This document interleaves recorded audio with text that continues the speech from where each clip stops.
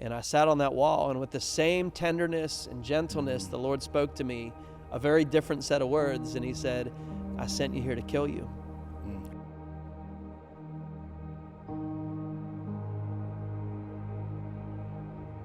Hey there, and thanks for tuning in for another episode of Grace Off the Stage. This is a platform where we gather together for the purpose of celebrating.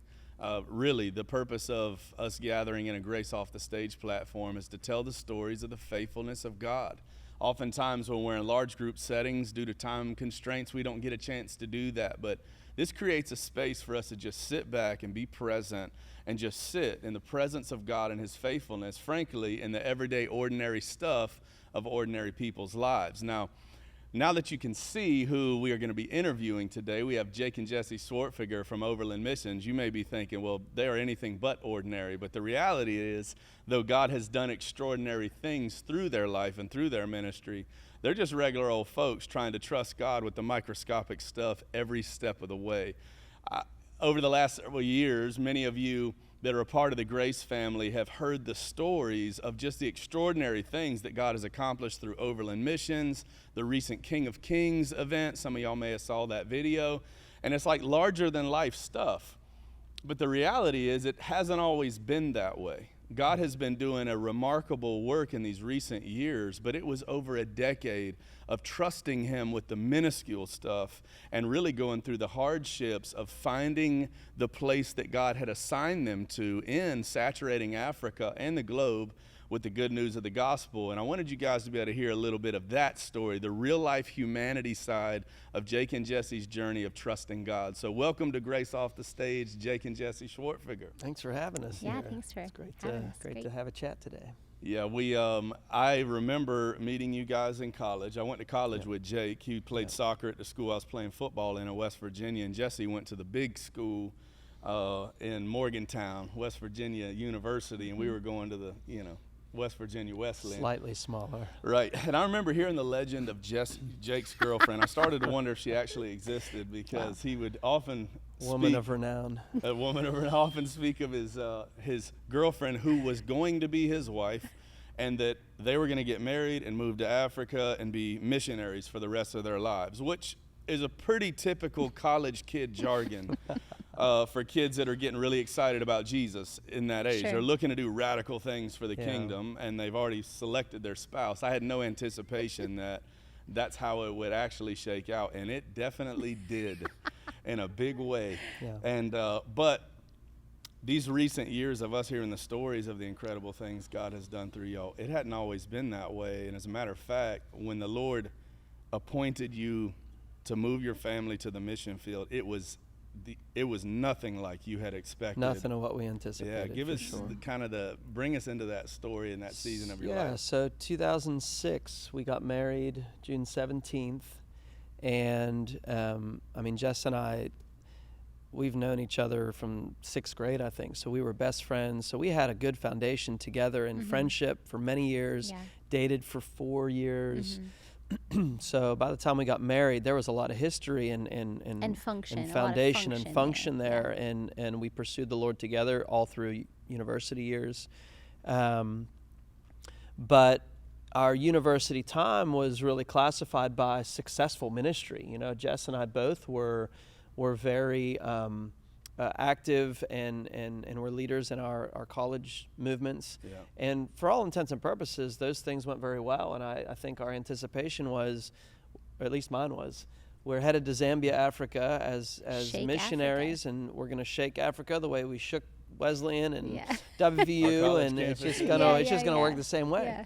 They were going to be blessed to have us. Yeah, and I think we had some really beautiful prophetic promises that had come through years of just pursuing the Lord, and different individuals pulled us aside and would speak into our lives and say, I see you, and these remote villages, and it just, God had aligned things in a way that we knew that it was the Lord. And so we got married June 17th, 2006.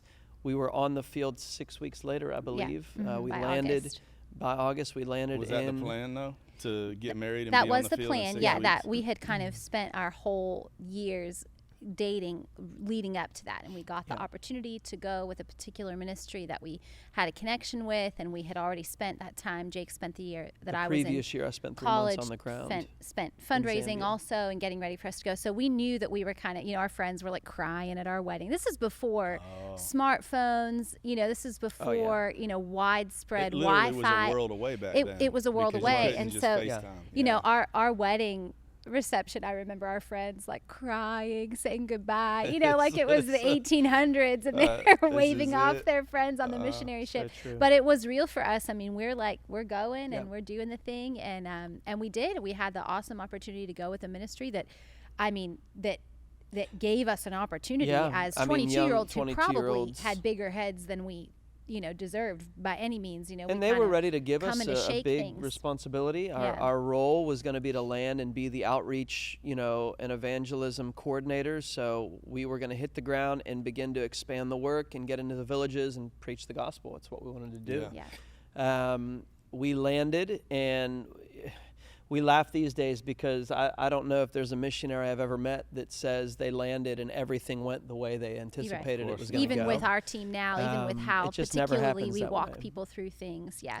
So we landed, and in that first week, everything was turned on its head. Missionaries were asked to leave because of issues on the ground, and it wasn't even the organization's fault. It was stuff that was unbeknownst to them.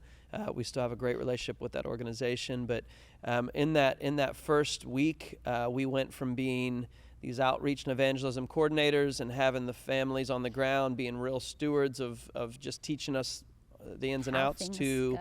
being the only ones on the ground and having to run an orphanage with 54 children under 5. Jess became mom At 22 years at old. 22 years 6 old, weeks 6 married. weeks Yeah. married. Jess was mom to 54 children under And the I age of 5. I went with a lot of faith and a lot of perceived, courage. I think more faith than courage, honestly. Just convinced. I was terrified. It is worth saying that I don't think I let go of Jacob's hand for the first 48 hours that we were there. There was a death grip there. I for mean, a few I days. was absolutely terrified of everything, of every potential creature, the apartment that we stayed in was a converted tobacco barn, and there were drop ceiling sheets on it, and there were rats that would run above the ceiling, and the owls that On were the in the ceiling tobacco farm. sheets. Yeah, up above. Right. And the owls would It's not much of a swoop buffet. big in. iron sheets on the top, so you'd hear the owls scratching across the Like top, and screaming. you'd hear these like battle scenes. African Yeah. owls, Just right? I Africa, mean, Yeah, now that would be such an interesting, you would chuckle at it, National or- Geographic opportunity for me. Then, I laid in bed sobbing like I'm in it. Well, and you go from having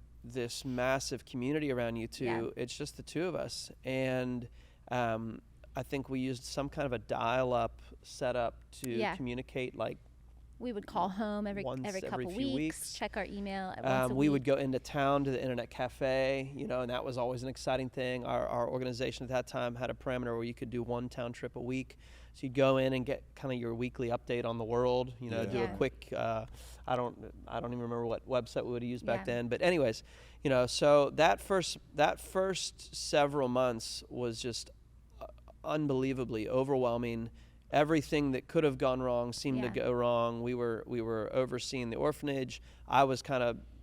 I became a farmer overnight. We didn't even know how to drive a manual vehicle when we got 10,000 there. acre We didn't know how to farm. drive stick. Had to learn how to drive a stick. It was the only vehicle they had there, and I was running around plows to all the farmers. We had 50 families doing farming, and we had a clinic that suddenly we were the hospital driver, the ambulance drivers, Delivering babies, getting literally. people, Oh babies my being delivered. gosh. It just chaos, and I remember about really 3. shaking Africa. Oh Yeah, yeah, we Like that we was- were that's exactly we what went you would from imagine. let's take Africa for Jesus to Be how the do we guys on the survive stage. tomorrow? Like, let's get a microphone and preach to people. To like, I don't know anything. I don't know how to do anything. What in the world has my education and my life been up to this point? Here's my university degree. It's not worth squat if you nothing. can't drive the only vehicle Doesn't mean available much to in the you. bush, right? Yeah. All the confidence that we had was stripped out, and I particularly remember a little walk I took. I think it was about 3 months in. There was a fire that had swept through the property. It knocked out all the electricity. We had boreholes that electrically pumped water. Those boreholes were knocked out. We had 54 kids now that we needed to get water for. I was pumping a borehole, massive drum, for hours a day, and then we'd run the water to the kids, and it was like, as fast as we get it there, we had to go back. And I took a little walk out to this this failed dam that had been created, and was sitting on the broken, fractured wall, thinking to myself, what on earth were we thinking coming here? What are we doing? And I just had one of those conversations with the Lord to say, why did you send us here? Like we didn't have to move. We thought we were led here. We thought Yeah. this was you, and this does not feel like you in any way. And I tell the story all the time about my encounter with the Lord as a 17-year-old that turned my life around, and it was just the Lord saying, Jake, I still love you. And I sat on that wall, and with the same tenderness and gentleness, the Lord spoke to me a very different set of words, and he said, I sent you here to kill you. And I'll never forget that moment, because it was like, with that spoken word from the Lord came this immediate longing for brokenness and humility. And I kind of got up off the wall like, well, if this is the season and if it's you, then like, let's do it, and kind of got back with Jessi and sat down and told you that. And we had a pastor at the time that was around that was like sitting us down saying, maybe it was that time, maybe it was a little later, but we just had people speaking into our lives like, hey, just because it's hard doesn't mean it's not God. Yeah. And we knew that in theory, but when you're sitting in the middle of seeming circumstance that you feel is going to kill you, you don't think it's the Lord. And anybody would have given us a reason out. Anybody. Everyone we would have spoken to would have said, get out of Africa. Out of there. Yeah. And I think at that point we decided we're gonna beat this thing. Like we're gonna fight, and we're gonna win, and this orphanage is gonna thrive, and we're gonna love on the people. And it was a shift that happened where we kind of leaned into the suffering and the discomfort in a way that was like, if God called us to be here and this is God, then we're here. Yeah. And I think it removed all of the questions and the swirl of what if it's not God. And suddenly we were able to just be present, and suddenly it kind of felt like a big shift where we began to fall in love with the Zambian people. Right. It then all of a sudden became home. I don't even know that it became that our ministry was so much more successful or that our responsibilities changed. It's just that all of a sudden, feeling alone, you don't feel alone anymore. You're surrounded by these beautiful Zambian people who are, so willing to help you and teach you and educate you on the things that you're so worthless about that you don't know what to do, you know, Right. and so willing to be there with you and walk alongside you. And all of a sudden it became less about us shaking Africa and us coming in with all of this, pomp and circumstance and all of this to give to the African people, and realizing that we had so much to learn and so much to just lay down and be humble about and allow to teach us. And really, I feel like our primary mentors in that season were the African leaders around us, the Zambian leaders around us, who had been in ministry for years, who had loved the Lord for years, who had, endured so many circumstances that we had never even considered, and really took us alongside and under their wing and showed us what to do Africa next. shrunk down to those individuals in front of us, and there was one old man in particular. His name is Reverend Mukisa, in his late 80s, and he ran the Bible school there, and I taught with him. I'm teaching alongside this 80-something-year-old. He's one of the most well-traveled evangelists in Zambia. Unbelievable testimonies and stories of God's faithfulness. And to this day, one of the most impactful leaders I've ever had the privilege of sitting under. And we would pass each other day to day, and he'd be out, kind of fixing his little flower bed outside of his very meager, apartment set up. And I'd walk past him and say, hey, Reverend Mukisa, it's great to see you. And I'd go to shake his hand, or he'd go to shake my hand and say, oh, I'm so dirty. Let me wash up and I'll come give you a hug. And he'd grab my hand the one time and he pulled me close and he said, missionary, my Savior, Jesus, was born in a manger. Never be ashamed of dirt. It's the glory of God. Amen. And I was like, you walk away going, I don't know Jesus. I don't know anything, and just sitting under people like that that had formed such a powerful and beautiful relationship with the Lord. They taught us so much. Yeah. And those first 2 years became just such a beautiful So shaping, time. Yeah. Well, I think when I think about when I'm listening to y'all's story, I think it might be a Charles Spurgeon quote. I don't remember exactly where it came from, but he said something to the effect of, "God will not use a man greatly until he has wounded him deeply." Yeah. And I, just thinking about some of y'all's story and some of the, God gave you the vision to move to Africa, the vision for what he was going to do, but he had to take you there to refine you and to wound you and to get you to a place of trusting him and trusting his vision and all the layers of his vision. I'll never forget hearing you say one time, Jake, God will not give you a nation until you see that nation in one person. Yep. Yeah. And I think those were the years we learned those things. Or that other quote that says, what do you think an anointing is? Like, it's a pressing. Your gifting, your anointing is gonna be squeezed out of you. Like, you're gonna have to lay down everything for any. And we've had discussions about that before, and Jake has said, in Jesus, it's a flow. It's not like everything is you're not muscling out everything. I mean, we couldn't have muscled out half the stuff that's happened in our life, with any sort of strength. But the reality is it costs everything. Like, it literally costs everything. And then he returns everything to you 100-fold. But the reality is you have to lay it down first.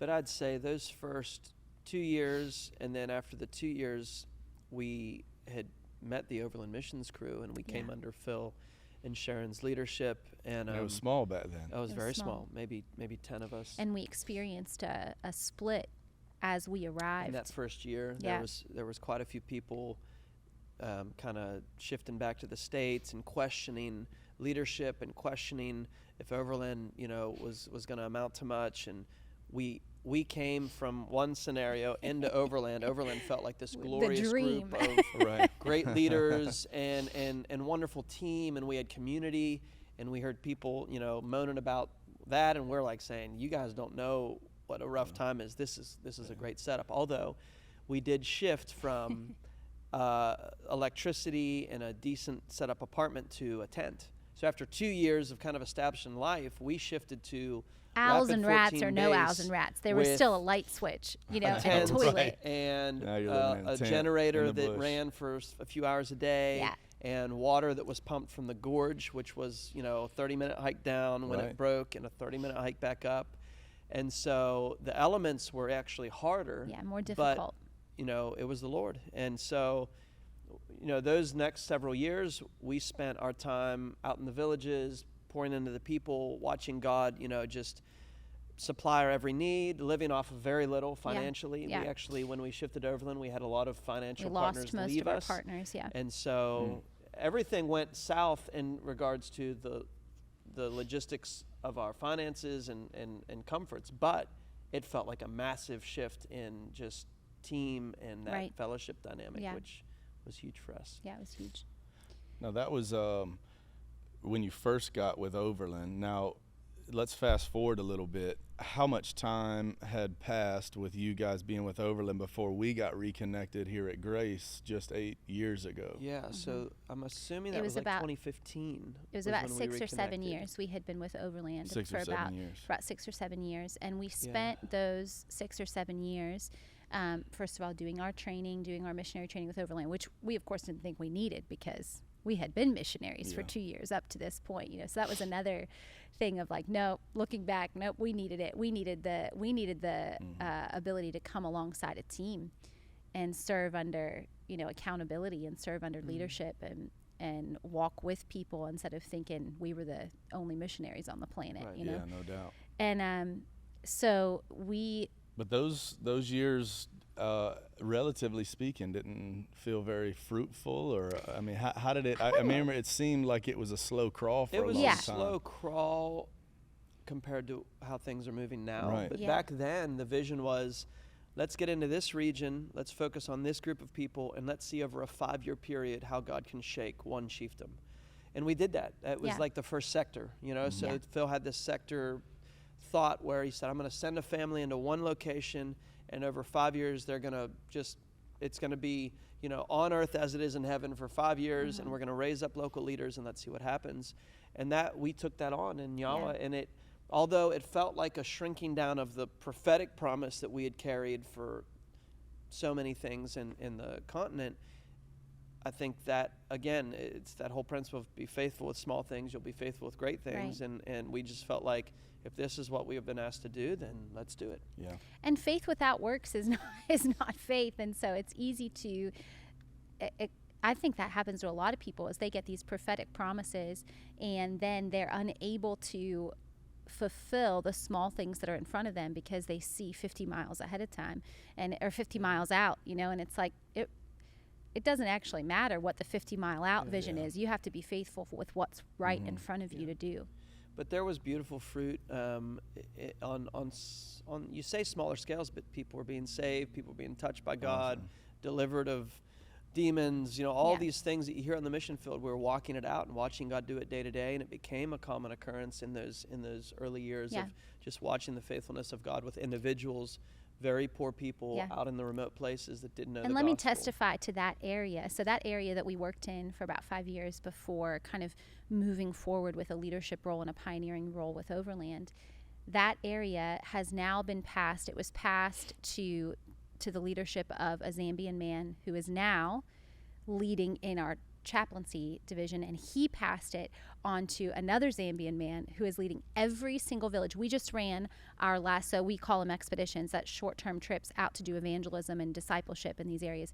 We have run a short-term expedition to every single village in the Nyawa Chiefdom. Wow. That means every single home has received a personal invitation to know Jesus in the Every Nyawa single Chiefdom. home. So That's 40,000 people in Nyawa. right. Wow. So That's that's a big going from chiefdom. 2008 to now. But over that time, not only is there an established and a sustaining work there, we truly saturate, not us personally, but with the team, truly saturated the praise region. God. which And as is- God would have it, it was that chief, the second year in the chiefdom, he invited me to basically open in prayer at his traditional ceremony, which was a big deal.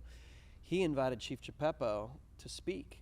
So the only reason I ever met Chief Chippepo that was where the connection that was chief, made. Chief Nyawa. Yeah. And Chief Nyawa specifically I remember said, Chief Nyawa taking the stage with you at Overland, and you kind of speaking to the fact that while many mission organizations had difficulty establishing relationships with traditional leadership, Chief Nyawa kind of took you in. That's right. And that sparked the relationship with Chippepo, which sparked all of this that we're seeing. You know. Yeah.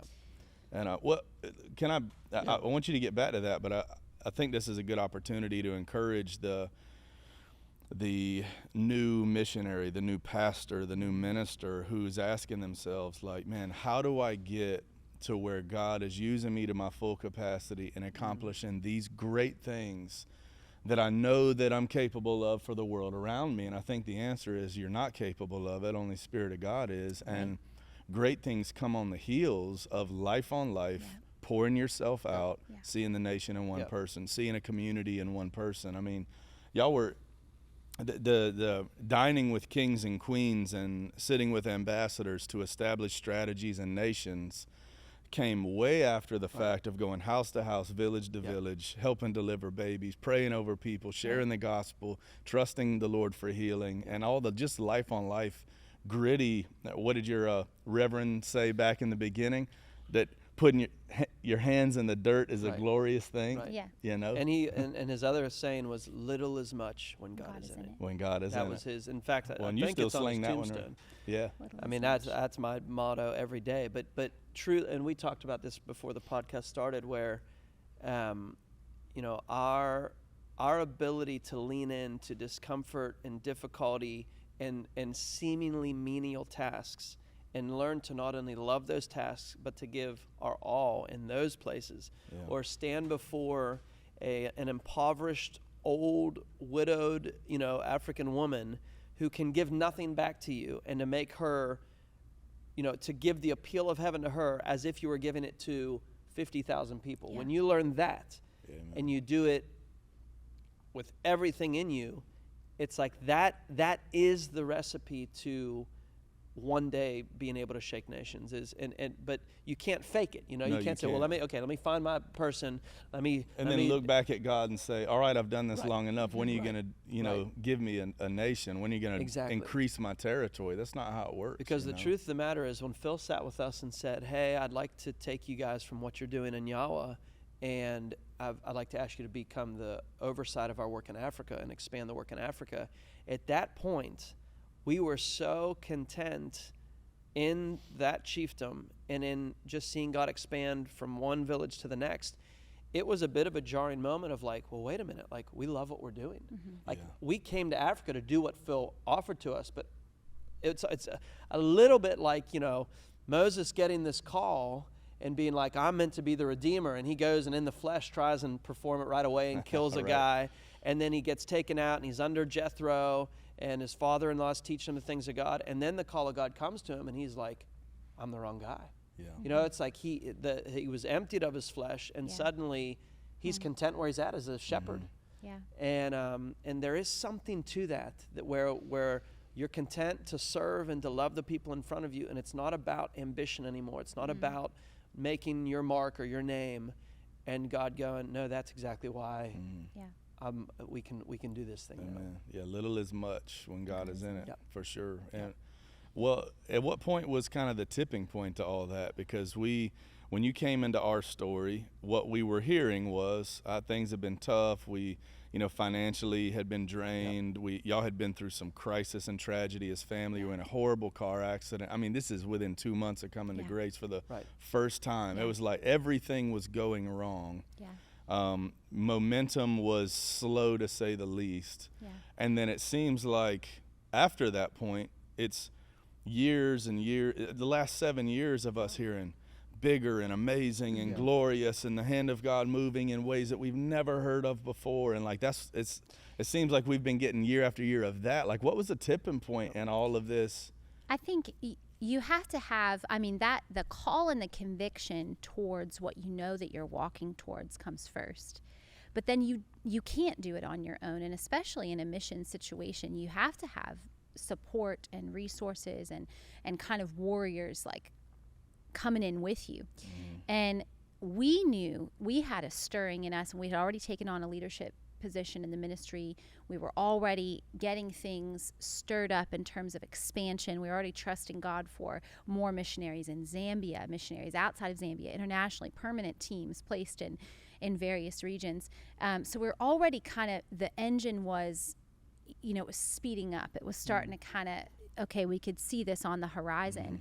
But we knew, and that's something we were very clear about, is like, I don't know how well we can steward this and kind of be at the leadership helm of this ship without our personal resources being in line. And not just, I want to say, that's not just a resource thing when it comes to money. I remember sitting with you at the restaurant in Sebring at, is it Dee's? Dee's place, the legendary. I remember sitting with you, and you were like, okay, it's so easy for you to find things to champion about people. And we're kind of arriving kind of bedraggled, like a little exhausted. And have been through a lot. And you're like, so what you're telling me is, and you kind of repeated what we had told you. I think we were used to coming in a little apologetic, almost coming in like, yeah, well, we're really working hard to do this. And believe it or not, we have the favor of Chief Nyawa, and we've had this connection with Chief Chipepo. And at that point, Jake was running back and forth to Lusaka, sometimes 3 times a week. That's an 8-hour drive And it wasn't a drive. I was jumping on a bus. Yeah, jumping on a bus 3 times a week to go be at the mercy of these chiefs that he really felt like he was supposed to establish a relationship with. And sometimes they wouldn't show up. Sometimes they'd ghost him. Sometimes he'd get 30 seconds to speak to somebody and shake their hand. And I'm home like, what are we doing? Like, how is this providing momentum for us, not having money to go to the grocery store because Jake's spending on a bus ticket to go sit with chiefs in Lusaka. And that's what we came into you kind of carrying. Like, we think we have a big thing here with the rest of our team and with our leadership structure. We think we're actually carrying something valuable. We're not sure how to make it turn over in terms of getting people on our team and making them understand and engage what we're doing. And I honestly feel like the fact that you came in and said, oh, I can champion that in a second. Like, that's something I hear exactly what you're saying. Let me repeat back to you actually what you're saying and how that applies to an American congregation and how that pulls in the vision of the people that actually want to see God doing things in the nations and what it looks like. And that was a tipping point for us. And I think it was just perfect timing in terms of what the Lord was, the favor that he was creating for us in Zambia and in Africa, and the vision that was just starting to come to light. Okay, this isn't actually, as much as we would love to be under a mango tree for the rest of our life, this isn't about being under a mango tree anymore. This is about actually championing something even bigger than that. And then somebody coming alongside of us to say, I can champion this with you. And that truly, I mean, it was that year we went back to Zambia and we had the first, we presented the tribal chaplaincy program to the House of Chiefs. I remember it being, I mean, just looking back now, it was we rented, I mean, this was so out of reach for us at that time. We rented a hotel conference room. It was the big hotel, the Intercontinental. We were at the top level, which would cater to like big government dignitaries. And they told us that's where, if you're going to host 30 chiefs, you had to host it. So we were going to host 30 chiefs. I think we spent $1,000 and we were just like, this feeding was 30 crazy. chiefs and doing it at a high level, and we were like, what? That was big vision. It was huge. It was huge. King of Kings was $400,000. I remember I went and bought a dress. I just felt like I must be the fanciest person on the planet. Like I went and bought a dress to go sit in this hotel. We were still driving a 1988 Land Cruiser that didn't make it very far. It was like, I think we were the 5th owner, and that was 2016. Yeah. We were still working with very limited. I remember resource. I shoved our kids in the back of the conference room where we were having that, like, bought them some French fries and like shoved them in the back there, and we were like, and this is the vision of the tribal chaplaincy program, and they came behind us. And this is what God's going to do. All of a sudden, we had more champions. It was like awesome. It had nothing to do with us. It was like all of a sudden, the tipping point was the people that we shared the vision with were coming and championing what the Lord was doing. And I just have a snapshot in my mind of that event, and that really allowed us to host the first chaplaincy event. But I think the principle there is you work with all of your heart and you show up. I mean, that's missions. You show up. Yeah. Ministry of presence. You show up time and again. You show up time and again. And yet, when you finally get the microphone, you better have a message. You better be ready, And it's like that speaks more to a prepared heart. Oh, man. Than anything else. I mean, that brings that scripture passage, being prepared in season and out of season, like your heart needs to be conditioned and postured before the Lord, so that in that moment where he opens the door for you to really plant a seed of gospel reality, like that doesn't need to be conjured up or frantically pulled together in that moment. That needs to be a word that he has been preparing in you since the day that you step foot on that soil. Totally. And how did that go? And you kind of, so here's the moment you've been waiting for. Not to say all of this boils down to a moment, but that was definitely a critical tipping moment. It's a tipping point. I mean, what's running through your head in that moment when it's like you feel the weight of Africa resting on the microphone that you were about to walk up to? Well, I know that you're so great at preparing for things. No, but right. I don't think I've prepared a message in 15 years. No, but I remember standing up, and you see all these chiefs, they're the 30 prominent chiefs of the nation. They're all part of the House of Chiefs. Like the Parliament. They're like it's the parliamentary group, and they're just finishing eating this buffet, and they're ready to go home and sleep. Yeah. And they're all, they're thankful that we've put on this nice meal for them, but they're like, what are we doing here, Chief Chepeppo is there giving me his thumbs up, big grin, he's just always been this like massive, force behind championing us. And it's like, okay, it's time to share the vision. And I remember saying to the Lord, like, this is it. It's like, this is the shot we have to grab their hearts. And I just felt like the Lord said, because we had spent the last 3 years, Chepeppo and I, traveling palace to palace, preaching in their homes and watching God shake these institutions. And I'd learned things in that were taboo to never say in front of them. And I just felt like the Lord said, call things out for what it is, speak out what is going on, and then tell them what my vision for them is. And so I opened it up by saying, I talked for 2 minutes, and I remember looking, thinking, they don't hear anything I'm saying. They're eating, they're kind of glancing every now and then, but they're like, let's get the thing over. I'm ready for bed. And I said something to the effect of, for many generations, people have avoided all of you because they see that you're actually the epicenters of witchcraft. And it was like all of a sudden, all the heads kind of looked up, and it was like attention was grabbed. Yeah, no doubt. Because they wanted to see, where's he going to go with this, Mm-hmm. And I kind of confronted that for a minute or two, but then I just began to call out that God groan that was in each of them, saying, but I know that's not who you are. I know that's not where you're at. I know every one of you have longed for a relationship with the Lord. You know God's established you by birthright. You've been chosen for such a time as this, and it's about time that we bring into alignment the purpose of God for your lives, so that your people can be championed the way that each of you as fathers and mothers have been established to do. And it was like, that was it. From that point, I think they were ready to come on board with whatever we suggested, and we presented this chaplaincy program where we said, we're going to train a man of God or woman of God in each of your contexts, depending if you're a chief or a chieftainess. And from that point, we just need your agreement, because this can only happen with a unanimous vote. And they voted right there. Chief Geppetto said, okay, we're going to call the vote now. Who agrees?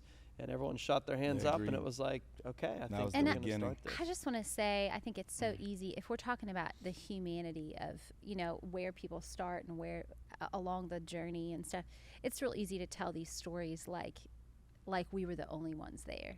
Like we're really like the ones that are really carrying all of this ability to, and we've never done a single thing by ourselves. No. Even at that meeting we've never done a single thing. And I mean, because you joined us at the King of Kings, I mean, we actually have no desire ever on any planet to be some sort of, billboard. Well, y'all have done iconic leaders. Put our iconic leaders. Well, you said it in your talk at King of Kings. You said Overland has no icon. Yeah. We are a family of missionaries that are committed to the gospel work that the Lord has called us to. And though your face may be seen more frequently or feels like, it really is. And I got to see the underbelly of all that, man. It really is a family network of equally as committed, equally as surrendered, and having sacrificed families to be able to walk in the calling that they have received. And that's what we talk about when we're with, I'm thinking right now of the people immediately. It brings to mind the people that were with us when we had that event in that intercontinental conference room. And that's what we talk about when we're together. When we're sitting like this, drinking coffee, we're like, oh my gosh, remember that time when we put all, and obviously with us, in this kind of settings, we're talking about the momentum that it created, because it did. But when we're talking together, those of us that were there were like, well, remember so-and-so fell asleep under the table because she'd brought something to drink with her. Remember so-and-so, this happened. And it's like, the reality is that none of those moments, I've never been in a moment, King of Kings included, maybe 10 seconds, that you feel that the weight of the glory of what's happening. And then it's back to like, somebody needs a taxi to get to the doctor. Like, and man, it's 2:30 and we haven't served lunch yet. And the glory, the reality. There's a picture that was taken of us by the photographer at the King of Kings event, and we're sitting side by side with each other in that front row, all dressed up for the day, and we're holding hands, and both of our eyes are closed, and the tears are just streaming down our face, because it's like almost like the weight and the reality of and that was not the culmination of anything. King of Kings is the beginning point. That's a starting point for what's it's next. Be that, but at least that felt like an altar for us. Like that felt like a place to look at and reflect.